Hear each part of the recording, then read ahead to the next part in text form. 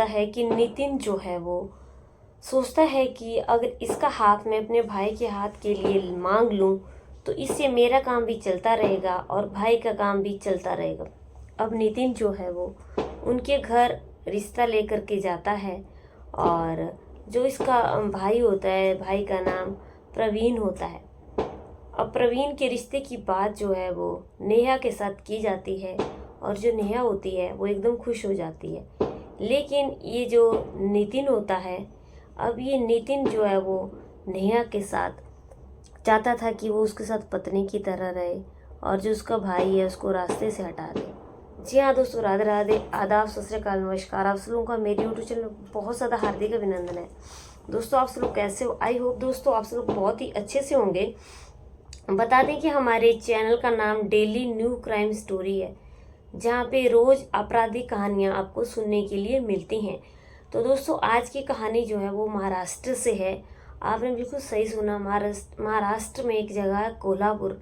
कोल्हापुर की जो है वो ये सच्ची घटना है जिसे लेकर के मैं आज आप सब लोगों के सामने आई हूँ। तो दोस्तों मेरी आप लोगों से हाथ जोड़ करके यही विनती है कि आप पूरी कहानी सुनना, तभी आपको पता चल पाएगा कि आखिर कहानी में क्या हुआ। नितिन जो है वो नेहा के साथ एक वाइफ की तरह रहता है, या इसका जो भाई होता है, भाई ही उसके साथ एक हस्बैंड की तरह रहता है। कहानी जो है दोस्तों बहुत ही मज़ेदार होने वाली है और आप जो है वो पूरी कहानी को सुनना। तो चलिए कहानी की शुरुआत करते हैं। नितिन एक शादीशुदा लड़का है जिसकी उम्र 35 साल है और इसकी वाइफ उसके साथ रहती है। अब क्या होता है कि दोनों की लाइफ बहुत अच्छे से चली हुई है और नितिन एक कंपनी में बहुत ही अच्छी पोजीशन पे काम कर रहा है। अब धीरे धीरे इसकी वाइफ को जो है वो बीमारी लग जाती है और बीमारी का इलाज भी नहीं हो पाता और वाइफ जो है वो बेचारी दुनिया छोड़ करके चली जाती है। अब पीछे नितिन जो है वो अकेला रह जाता है। नितिन के साथ उसका भाई होता है जिसका नाम प्रवीण होता है। अब प्रवीण जो है वो छोटा है, नितिन जो है वो बड़ा है। प्रवीण का काम है घर में जो खेती बाड़ी है उसकी देख रेख करना और खेतों पे जो है वो सारी चीज़ों को मैनेज करना। और नितिन जो है वो एक कंपनी में बहुत ही अच्छी एक पोजीशन पे वर्क कर रहा है। अब नितिन के ऊपर जो है वो सारी घर की पूरी जिम्मेदारी दोस्तों आ जाती है। नितिन सोचने लगता है कि क्यों ना मैं अपने भाई की जो है वो शादी कर दूं और कुछ ऐसा किया जाए जिससे घर का कामकाज भी होता रहे। अब क्या होता है कि नितिन के ही ऑफिस में एक लड़की होती है जिसका नाम नेहा होता है और वो नेहा को पसंद करता है। और नितिन सोचता है कि अगर नेहा की शादी उसके भाई प्रवीण के साथ हो जाए तो बहुत अच्छी बात है। अब क्या होता है कि जो नेहा होती है एक गरीब फैमिली से बिलोंग करती है और घर में इसके माता पिता होते हैं। अब नेहा की जो पैसे मिलते थे उसी से उसके घर का जो है वो गुजारा चलता था। अब दोस्तों क्या होता है कि जो नितिन होता है ये नेहा का पूरा बायोडाटा निकालता है और नेहा के घर बात करने के लिए सीधा चला जाता है।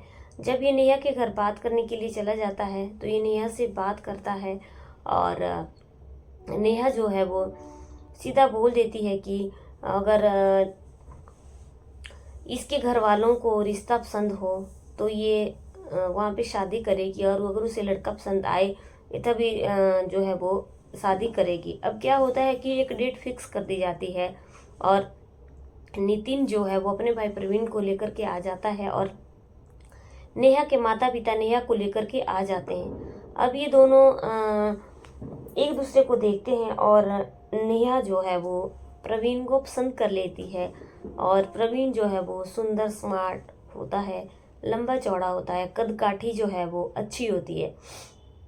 अब जैसे जैसे धीरे धीरे समय बीतने लगता है अब शादी की जो भी बात बन जाती है और एक डेट फिक्स कर दी जाती है। अब जब डेट के अकॉर्डिंग फिक्स की हुई डेट के अकॉर्डिंग शादी हो जाती है। एक दिन क्या होता है कि जिस दिन शादी हो गई है अब नेहा जो है वो अपने घर से विदा हो रही है और अपनी ज़िंदगी की एक नई शुरुआत करने जा रही है। इधर ये जो प्रवीण होता है इसके कमरे को काफ़ी अच्छी तरह से सजा दिया जाता है क्योंकि आज इनकी पहली सुहाग रात थी, पहली नाइट थी, पहली रात थी। तो कमरे को काफ़ी अच्छे तरीके से डेकोरेट किया जाता है और नेहा जो है वो कमरे में बैठी हुई होती है। अब क्या होता है कि ये जो प्रवीण होता है ये कमरे में एंट्री लेता है। अब इन दोनों की जो है वो फर्स्ट वेडिंग नाइट जो है वो सेलिब्रेट होने लगती है, फर्स्ट नाइट जो है वो सेलिब्रेट होने लगती है। अब क्या होता है, लेकिन क्या होता है कि ये जो नेहा होती है इसको उतनी सेटिस्फेक्शन प्रवीण से नहीं मिलती है, लेकिन नेहा ये सोचती है कि हो सकता है कि शादी के काम काज में प्रवीण बिजी हो तो इस वजह से वो थक गया हो। लेकिन अगला दिन आता है, अब कंटिन्यू ये चीज़ें रोज ही हो रही होती हैं, पूरा एक वीक हो जाता है। तो नेहा जो है वो काफ़ी परेशान होने लगती है और सोचती है कि जो इसका पति है प्रवीण ये तो कुछ कर भी नहीं पा रहा है और ये मैंने कैसे इंसान के साथ शादी कर ली। एक दिन क्या होता है कि अब ये जो इसका जेठ होता है नितिन, जिसकी कंपनी में नेहा काम कर रही होती है, क्योंकि शादी के बाद भी नेहा ने काम करना नहीं छोड़ा था। अब नेहा नितिन को जो है वो भैया बोल करके पुकारती थी। अब एक दिन प्रवीण जो है वो खेतों में काम करने के लिए गया हुआ होता है, घर में जो है वो अकेली नेहा होती है और उसका जेठ नितिन होता है। अब नितिन को एक मौका मिल जाता है और नितिन भी जो है वो नेहा के ऊपर गंदी नज़र रखता है। नितिन नेहा से पूछता है कि नेहा आपकी शादी की लाइफ कैसी चल रही है। तो नेहा बोलती है कि ऐसा लगता है कि जो आपके भाई हैं प्रवीण उनका स्वास्थ्य कुछ अच्छा नहीं है। तो नितिन बोलता है कि क्यों, क्या हुआ। वो बोलती है कि मुझे लगता है कि वो कुछ बीमार हैं। तो नितिन उसको बोलता है कि वो डॉक्टर से जो है वो दिखा लें और जितने भी पैसे लगेंगे वो देगा। तो नेहा जो है वो बोलती है ठीक है। अब अगले दिन क्या होता है कि इन दोनों की फिर रात आ जाती है और ये जो प्रवीण है ये एकदम जल्दी से नेहा के पास से उठ जाता था, लेकिन नेहा को बहुत बुरा लगता था और नेहा को जो है वो मानसिक सुख मिलना चाहिए था वो नहीं मिल रहा था। अब नेहा बहुत ज़्यादा परेशान होती है। इन चीज़ों को सारा जो उसका जेठ होता है नितिन वो नोटिस कर रहा होता है। एक दिन क्या होता है, फिर से जैसे समय आगे बढ़ता चला जाता है, इसका जो पति होता है प्रवीण वो खेतों में काम करने के लिए चला जाता है और नितिन जो है वो उस दिन ऑफिस में नहीं जाता है और नेहा से बोलता है कि उसे दर्द हो रही है, वो उसकी पूरी बॉडी में तेल की मालिश कर दे। अब नेहा बोलती है हाँ भैया मैं ज़रूर करूँगी। अब नेहा जो है वो उसकी बॉडी में, पूरी बॉडी में तेल की मालिश करती है। अब जब उसकी बॉडी में तेल की मालिश करती है तो वो उसके हाथों को, नितिन जो है वो नेहा के हाथों को पकड़ लेता है, लेकिन नेहा अपने हाथों को नहीं छुड़ाती है और नेहा भी नितिन का साथ देने लगती है। और जब नेहा नितिन का साथ देने लगती है तो नितिन को ये लगता है कि अब उसका काम हो जाएगा। अब ये क्या करता है, ये दोनों एक दूसरे के करीब आ जाते हैं और इन दोनों में जो है वो एकदम से ही आपस में रिलेशन जो है वो बनने लग जाता है। जब इन दोनों में आपस में रिलेशन बनने लग जाता है तो नेहा को बहुत अच्छा लगने लगता है। नेहा को ये लगता है कि जैसा उसे चाहिए था उसे वैसा ही सुख मिल रहा है।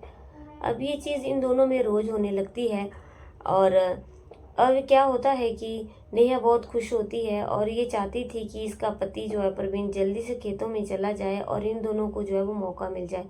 अब प्रवीण इसके पास एक ऑफर, अब नितिन जो है वो नेहा के पास एक ऑफर रखता है कि मुझे भी शादी नहीं करनी है और तुम्हें भी मेरे भाई से सुख नहीं मिलता है, मैं तुम्हें पूरा सुख दूंगा, लेकिन तुम्हें ये बात किसी से नहीं बतानी होगी। मेरा काम भी चलता रहेगा और तुम्हारा काम भी चलता रहेगा। तुम्हारी जो संतान होगी उसके नाम मैं सारी प्रॉपर्टी कर दूंगा और तुम सुख से रह पाओगी और मेरे को बहुत ज़्यादा खुशी होगी और दुनिया को किसी को कोई भी पता नहीं चलेगा।